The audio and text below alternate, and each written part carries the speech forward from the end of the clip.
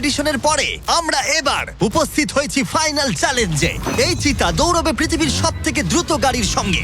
দেখা যাক কে জেতে। ও চিতা, আচ্ছা ঠিক আছে, আমি আবার ডেকে নেবো। এই চিতাকে পৃথিবীর সব থেকে দ্রুত গতির প্রাণী বলা হয়ে থাকে। এর গতি এত বেশি যে একে হারাতে হলে মানুষের প্রয়োজন একটা ফর্মুলা ই রেস গাড়ির, না হলে অসম্ভব। আর সেই জন্য আমি একটা গাড়িকে নিয়ে আসিনি, বরং একে হারাতে আমি 3টে গাড়ি নিয়ে এসেছি। শুরু করবো আমরা এই গল্ফ কার ভার্সেস চিতা দিয়ে। ওকে একবার দেখো।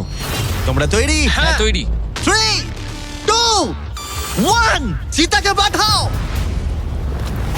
ও ভাই, ও খুব জোরে দৌড়চ্ছে। দাঁড়াও, কাছাকাছিও নয়। ছিটকে বেরিয়ে গেল। রেসটা শেষ করে ফেললো আর আমরা এখনো মাঝ রাস্তায় আছি। খুব বাজে হলো। স্যার, চিতা, তুমি আমাদের লড়াই করতেই দিলে না। আমাদের আরেকটু দ্রুত দরকার, পরের গাড়িটা নিয়ে এসো।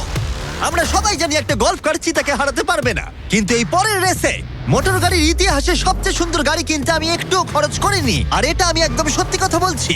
মিনি ভ্যান ভার্সেস চিতা। যাও।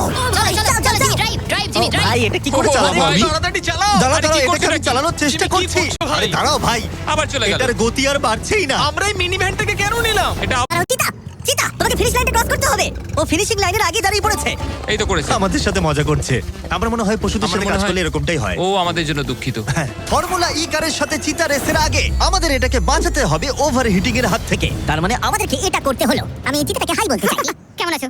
হাই। ও আমি Oh my চিতাটাকে God, ছুঁলাম। bro. যে কারণেই হোক না কেন, ওরা আমাদের এই শীর্ষ শিকারীর সাথে সময় কাটাতে দিয়েছে। এ তো একটা বড় বিড়ালের মতো দেখতে লাগছে। হ্যাঁ, একটু দাঁড়াও। আমরা চিতাকে রেসের মাঝখানে একটু ব্রেক দিয়েছি। যাতে ও বেশি হাঁপিয়ে না পড়ে। আর যদি তোমরা জানতে চাও, আমরা কোলাব করেছি আমেরিকান হিউম্যান সোসাইটির সাথে, যারা এই সমস্ত প্রাণীদের সাথে আমাদের ভিডিও করতে অনুমতি দিয়েছে। আর সেই জন্য এটা করছি, কারণ বর্তমানে পৃথিবীতে 8,000-এরও কম চিতা বাস করে। যে কারণে এই ভিডিও করার সময় আমরা খুব সাবধানতার সাথে এদের সাথে ব্যবহার করছি। এটাই করা উচিত। লোমগুলো কত দাঁড়াও, নরম। চিতাটা কি জোরে গড়গড় করছে। এবার আমরা সাক্ষী থাকতে চলেছি সর্বশেষ চ্যালেঞ্জের, ম্যান ভার্সেস অ্যানিমাল। এই রেসটা অসাধারণ হতে চলেছে।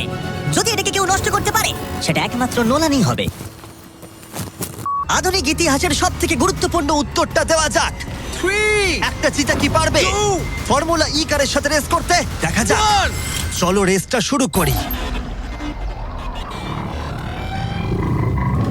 যাও। খুব ফাস্ট ছিল।